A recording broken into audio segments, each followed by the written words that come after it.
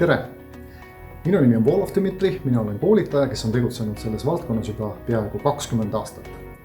Ma olen EBS-is finantsidest mittefinantsistidele programmi juhtiv õppejõud. Ja sellel aastal on sellesse programmi tulnud suured muudatused. Me oleme nimelt sellesse programmi toonud sisse sellise metoodika, mille nimetuseks on Color Accounting. Ning see põhiline põhjus, miks pärast me seda tegime, oli just nimelt see, et osalejatel on finantsaruandeid vaadates tunne, nagu nad vaataksid zebrakarja, kus on nii palju erinevaid jooni ja erinevat informatsiooni, mis on omavahel nii segamini, et see tekitab kohe ebamugavust, isegi mõningast hirmu selle keerukuse ees. Ning selleks, et seda tunnet vältida, on Peter Frampton, kes on selle metoodika autor, töötanud välja sellised viisid, kuidas seda informatsiooni väga mõnusalt kasutades värve ja erinevaid lugusid, et kuidas seda informatsiooni siis õppijatele edastada. Ning see informatsioon ja see metoodika on olnud nüüd praeguseks juba kasutuses ligi 40 riigis ning õnneks on nüüd meil ka võimalus seda metoodikat rakendada meie õppeprogrammis finantsidest mittefinantsistidele. Mida see programm meile annab? See programm annab meile hästi mängulisel viisil ülevaate peamistest finantsaruannetest ja on see siis bilanss, kasumiaruanne või rahavoogude aruanne ja selle koolituse käigus me suisa kasutame ka selliseid mängulisi materjale, õppemetoodikaid, kus isegi füüsiliselt on võimalik liigutada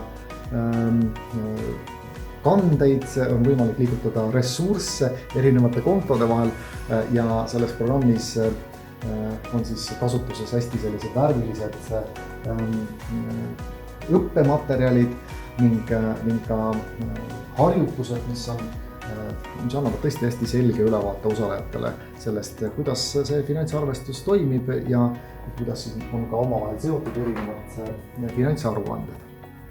Nii et lisaks põhilistele arusaamistele finantsaruannete osas on kindlasti osalejatel kasutegur see, et nad saavad ülevaate suhtarvudest, kuidas analüüsida aruandeid nii, nagu seda teevad ka finantsistid. Kindlasti rõhutame rahavoogude juhtimise olulisust ning veel muidugi on hästi oluline koht ka juhtimisarvestusel, kus me räägime näiteks kulude ja toodete omahinna kujunemise lugu. Ning selle programmi sees me õpime ka näiteks eelarvestama, hindama projektide kasumlikkust ja lisaks sellele me kindlasti vaatame ka selliseid ohuolukordasid, kus võivad tekkida valed juhtimisotsused.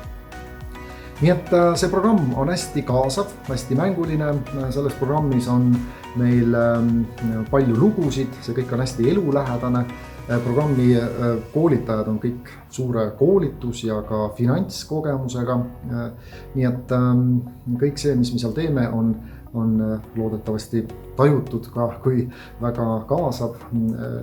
Ning loomulikult on hästi tähtis ka see, et selles programmis osalejad on päris hea tasemega professionaalid erinevatest organisatsioonidest, on see siis avalik sektor või see on ka erasektor ning tavaliselt on osalejatel ka päris head kontaktid, mis jätkuvad ka peale seda koolitusprogrammi. Võimalik, et isegi vahetevahel tehakse ka omavahel koostööd ka ettevõtete tasandil. Nii et kokkuvõtlikult ootan kõiki teid registreeruma. Leidke see mänguline tee juhtimisarvestuse juurde ja tere tulemast!